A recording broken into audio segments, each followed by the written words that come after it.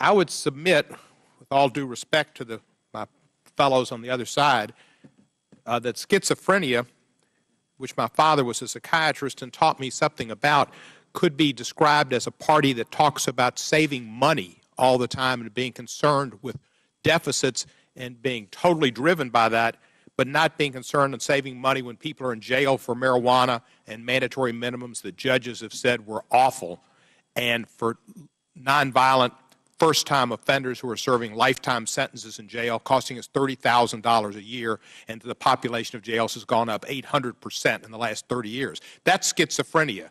The greatest threats to liberty has been the government taking people's liberty for things that people are in favor of. The Pew Research Group shows that 52% of Americans think marijuana should not be illegal.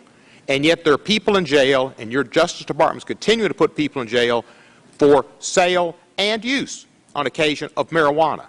That's something the American public has finally caught up with. It was a cultural lag, and it's been an injustice for 40 years in this country to take people's liberty for something that was similar to alcohol.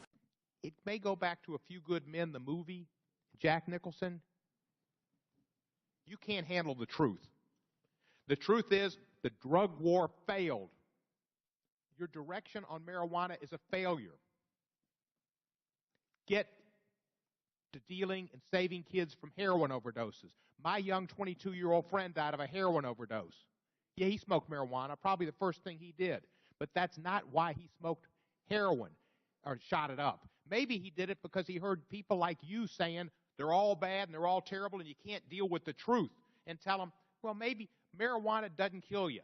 Heroin does and meth does. They're different. And until you deal with the truth, the kids aren't going to believe you at all. You'd said one time that good people don't smoke marijuana. Which of these people would you say are not good people? Well, let me explain how that occurred. All right. Can I explain? Quickly. John Kasich, a good person? George Pataki, Rick Santorum, Newt Gingrich, Ted Cruz, Jeb Bush, George Bush, Arnold Schwarzenegger, or Judge Clarence Thomas. Which of those are not good people?